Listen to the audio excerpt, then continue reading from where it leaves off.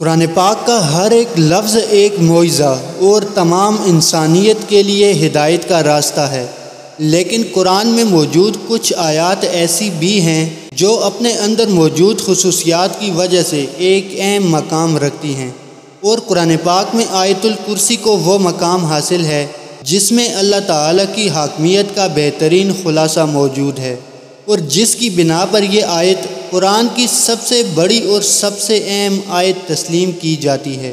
یہی وجہ ہے کہ ہم اس آیت کو چلتے پھرتے گھر یا گھر سے باہر صبح و شام غرض کہ اس آیت کو دن میں کتنی ہی مرتبہ پڑھتے ہیں۔ کیا آپ نے کبھی غور کیا ہے کہ ہم اس آیت کو بار بار کیوں پڑھتے ہیں، اور اس آیت کو قرآن کی تمام آیتوں پر فضیلت کیوں دی گئی ہے؟ ناظرین گرامی، السلام علیکم۔ لرننگ لائبریری میں ایک بار پھر خوش آمدید۔ حضرت علی رضی اللہ تعالی عنہ نے فرمایا کہ قرآن کی سردار آیت آیت الکرسی ہے۔ جب ہم اس آیت میں موجود مقصد کو تلاش کرتے ہیں تو ہمیں معلوم ہوتا ہے کہ اللہ نے ہم پر کتنی ہی نعمتیں نازل کی ہیں، تو ہمیں اللہ کے سامنے سجدہ کر کے اس کا شکر ادا کرنا چاہیے۔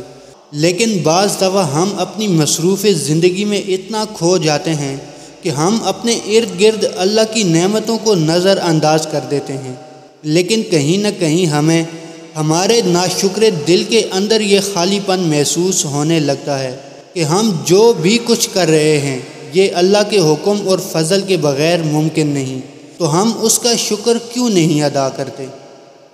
ناظرین گرامی، جب ہم آیت الکرسی پڑھتے ہیں تو ہم اللہ کی عظمت کو تسلیم کرتے ہیں، اور جب ہم آخر میں یہ پڑھتے ہیں اور وہی ہے سب سے بلند عظمت والا، تو ہم اس کی عظیم طاقت کا شکر ادا کرتے ہیں۔ اور جب ہم ہر نماز کے آخر میں آیت الکرسی پڑھتے ہیں تو اللہ ہمارے دلوں کو نعمتوں اور شکر سے بھر دیتا ہے۔ حدیث پاک کے مطابق ہر فرض نماز کے بعد اسے پڑھنے والے کو جنت کی ضمانت ہے، اور مرتے وقت اس کی روح ایسے نکالی جائے گی جیسے مکھن سے بال کو نکالا جاتا ہے، یعنی ذرا برابر بھی تکلیف نہیں ہوگی۔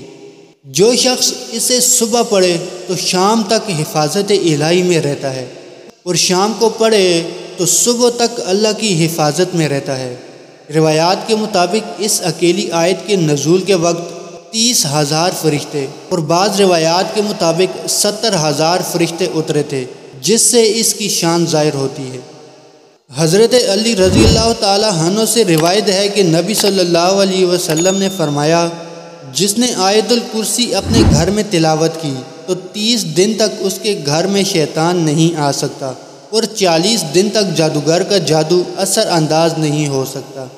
آیت الکرسی کے پہلے جملے کا اختتام اللہ کے 2 خوبصورت ناموں پر ہوتا ہے، یعنی الحی القیوم، یعنی وہ ذات جو خود اپنے بل پر قائم اور سب کو قائم رکھنے والی اور سب کو سنبھالنے والی ہے۔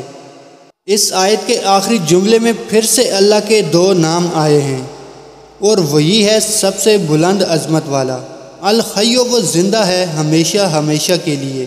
اس آیت کے دوسرے جملے میں اللہ فرماتا ہے، نہ اسے نیند آتی ہے اور نہ اونگ، تمام مخلوقات وقت کے ساتھ ساتھ سست پڑ جاتے ہیں، آرام مانگتے ہیں، نیند چاہتے ہیں، سوئے بغیر رہ نہیں سکتے، اور نیند موت ہی کی ایک صورت ہے۔ اس لیے اس آیت کے حصے میں ذکر ہے کہ وہ ذات پاک، زمان و مکان کا حاکم، طاقت کا سرچشمہ، ہر لحاظ سے مکمل اور چوکس اپنی مخلوقات کے ہر ذرے سے باخبر ہے۔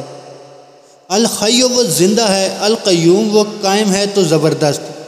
اب اس آیت کے 8ویں جملے میں دیکھیں کہ اللہ کیا فرماتا ہے، اور اسے زمین و آسمان کی حفاظت تھکاتی نہیں۔ اس آیت کا دوسرا جملہ اصل میں اس کے 8ویں جملے کے ساتھ جڑا ہے، جس میں اللہ یہی فرماتا ہے کہ نیند اور آرام اس کی پیدا کردہ مخلوق کے لیے ہے، اور اللہ نہ سوتا ہے اور نہ اسے اونگ آتی ہے۔ اب تیسرے جملے میں ذکر ہے، جو آسمانوں میں ہے اور جو کچھ زمینوں میں ہے سب کچھ اسی کا ہے۔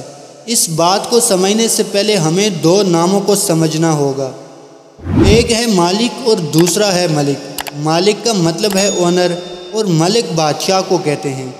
اب ان دونوں میں بہت زیادہ فرق ہے۔ ملکیت چیزوں کی ہوتی ہے، جبکہ بادشاہت لوگوں پر کی جاتی ہے۔ اس آیت میں اللہ فرماتا ہے کہ جو کچھ آسمانوں میں ہے اور جو کچھ زمینوں میں ہے سب کچھ اسی کا ہے، یعنی وہ ہر چیز پر قادر ہے۔ اب اس آیت کے 7ویں جملے میں اللہ فرماتا ہے اس کی کرسی سب آسمانوں اور زمینوں پر حاوی ہے۔ جب اللہ اپنی کرسی کی بات کر رہا ہے تو مطلب کہ وہ اپنی بادشاہت کی بات کر رہا ہے، اس لیے اللہ مالک بھی ہے اور ملک بھی۔ پھر چوتھے جملے میں اللہ کا ارشاد ہے، کون ہے جو اس کے سامنے اس کی اجازت کے بغیر کسی کی سفارش کر سکے۔ پھر چھٹے جملے میں فرماتا ہے اور وہ اس کے علم میں کسی بھی شے کا احاطہ نہیں کر سکتے مگر جتنا وہ چاہے۔ اب چوتھا اور چھٹا جملہ ایک دوسرے کے ساتھ منسلک ہیں، یعنی پہلا جملہ اور جملہ نمبر 9، دوسرا اور 8واں جملہ، تیسرا اور 7واں جملہ، چوتھا اور چھٹا جملہ ایک دوسرے سے منسلک ہیں۔ تو اب باقی کون سا جملہ رہ جاتا ہے؟ تو وہ ہے جملہ نمبر 5، جس میں اللہ فرماتا ہے اللہ جانتا ہے جو ان سے پہلے ہو چکا ہے اور جو ان کے بعد ہونے والا ہے۔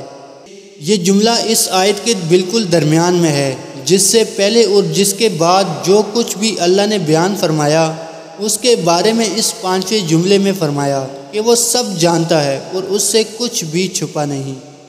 اب اللہ کے سوا ایسا کون کہہ سکتا ہے؟ بے شک قرآن اللہ کے الفاظ ہیں جس کی ایک ایک آیت ہمارے لیے ہدایت کا راستہ ہے۔ اللہ ہم سب کو قرآن مجید سمجھ کر پڑھنے والا اور اس پر عمل کرنے والا بنائے، آمین۔